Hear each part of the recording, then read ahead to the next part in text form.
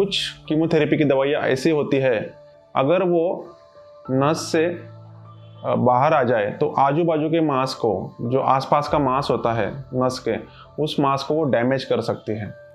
तो मैंने उन्हें बताया कि ये ज़रूरी नहीं है कि हर उस पेशेंट में जिसमें कीमोथेरेपी चल रही है उसको ऐसे प्रॉब्लम से गुजरना पड़े।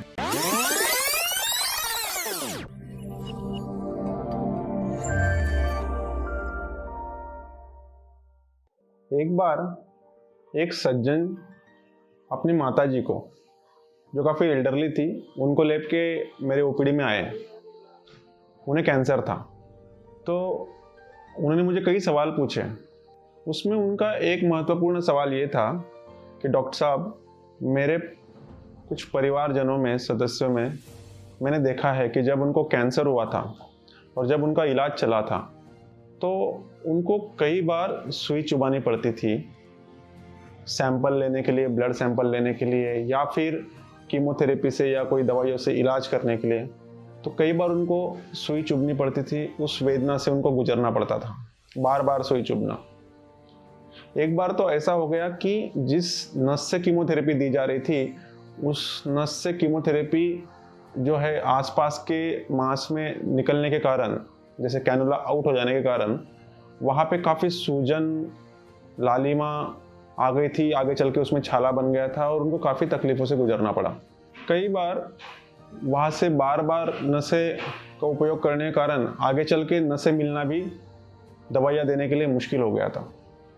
तो डॉक्टर साहब, कैंसर मरीज़ को कैंसर के इलाज के और बीमारियों की परेशानियों के साथ साथ इन परेशानियों से भी गुजरना पड़ता है। तो इसके लिए क्या किया जाए? तो मैंने उन्हें बताया कि आपकी बात एकदम सही है। कीमोथेरेपी मतलब एक दवाई नहीं होती। कीमोथेरेपी दवाइयों का समूह है। काफ़ी प्रकार की दवाइयाँ कीमोथेरेपी के अंतर्गत आती है। तो कुछ कीमोथेरेपी की दवाइयाँ ऐसी होती है कि वो वेसिकंट होती है। वेसिकंट यानी अगर वो नस से बाहर आ जाए तो आजू बाजू के मांस को, जो आसपास का मांस होता है नस के, उस मांस को वो डैमेज कर सकती है तेजाब की तरह, जिसके कारण वहाँ पे पीप बनना, छाले बनना, फोड़ा बनना, इस प्रकार की समस्या आ सकती है। और इसको ठीक होने में कई हफ्ते लग सकते हैं। कई बार हमें प्लास्टिक सर्जन की मदद लेके उसको ठीक कराना पड़ता है। तो ये एक बड़ी समस्या है। दूसरा जो आपने बताया कि हर बार सुई चुभाना सैंपल कलेक्शन के लिए, दवाइयाँ देने के लिए, उसके भी वेदना से पेशेंट को गुजरना पड़ता है। कई बार हमें नस में जो दवाइयाँ देनी होती है वो फास्ट देनी पड़ती है, जो जिसके लिए सिर्फ पेरिफेरल आईवी कैनुला जो लगाते हैं वो पर्याप्त नहीं होता। तो उन्होंने मुझे पूछा कि डॉक्टर साहब, क्या मेरी माताजी को भी इस समस्या से गुजरना पड़ेगा या इसका कोई समाधान भी है? तो मैंने उन्हें बताया कि ये ज़रूरी नहीं है कि हर उस पेशेंट में जिसमें कीमोथेरेपी चल रही है उसको ऐसे प्रॉब्लम से गुजरना पड़े।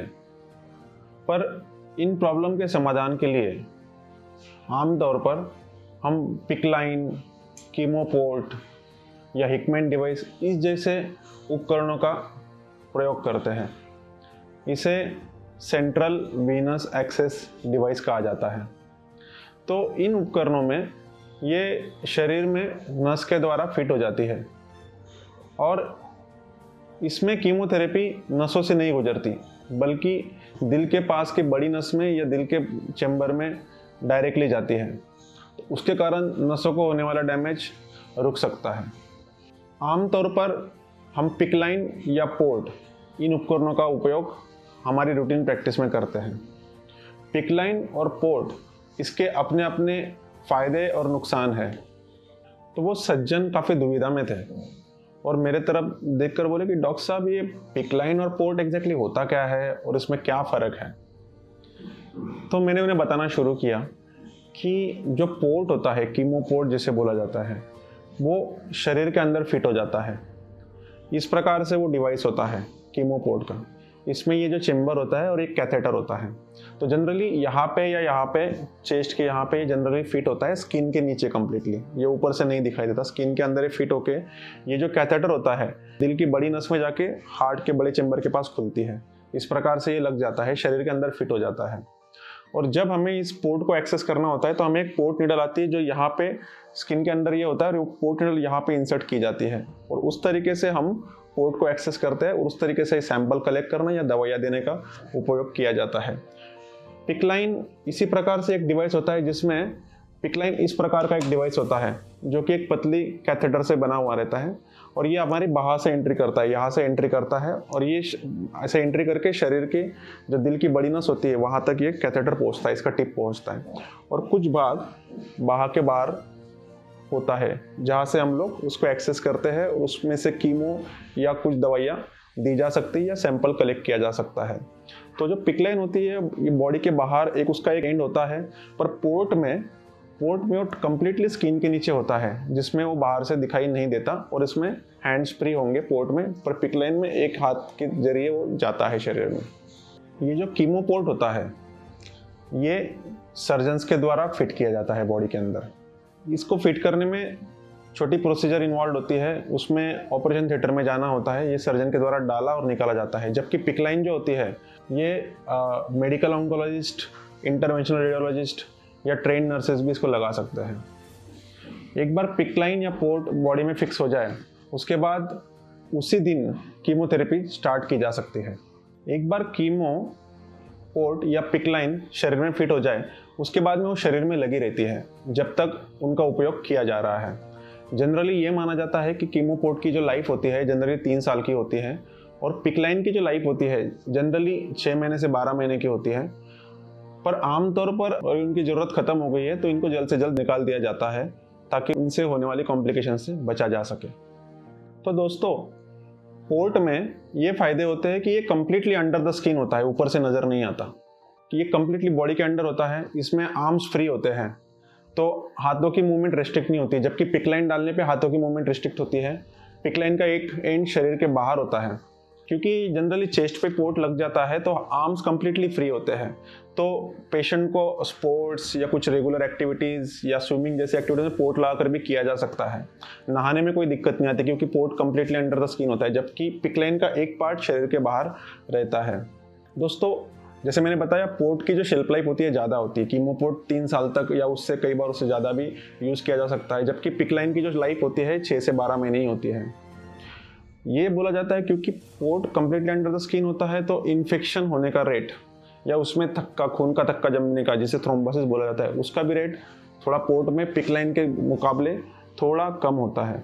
दोस्तों पोर्ट का जो मेंटेनेंस होता है वो 1 महीने में एक बार किया जा सकता है, जबकि पिक लाइन का जो मेंटेनेंस होता है जैसे उसको फ्लशिंग और ड्रेसिंग का जो होता है वो पिक लाइन में हफ्ते में एक बार करना होता है।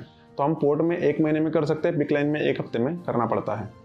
ब्रेस्ट कैंसर के पेशेंट्स में जनरली हम पोर्ट का इस्तेमाल करते हैं क्योंकि जिस साइड में ब्रेस्ट कैंसर है उस साइड का सर्जरी हुआ रहता है, तो हम उस साइड पे लिम्फेडिमा का चांस कम कराने के लिए उस साइड में जनरली हम नीडल इंसर्ट नहीं करते और वहाँ से एक बार अगर पिक लाइन लग गई तो बीपी लेने में भी मुश्किलें आती है। तो पिक लाइन हम ब्रेस्ट कैंसर के पेशेंट्स में अवॉइड करते हैं, जनरली पोर्ट का इस्तेमाल करते हैं। दोस्तों पिक लाइन के ये फ़ायदे है कि पोर्ट की तुलना में पिक लाइन जो है लगाना और निकालना बहुत आसान छोटा प्रोसीजर होता है, उसके लिए जनरली बड़ी ऑपरेशन थिएटर की ज़रूरत नहीं लगती। पिक लाइन जो होती है बहुत सस्ती होती है, मतलब ऑलमोस्ट पोर्ट के 1/3 कॉस्ट में पिक लाइन आ जाती है। पिक लाइन लगाने के दौरान मेजर कॉम्प्लिकेशंस होने का रिस्क बहुत कम होता है क्योंकि ये हाथ में लगते हैं तो चेस्ट के पास होने वाले कॉम्प्लिकेशन इसमें होने का चांस कम होता है।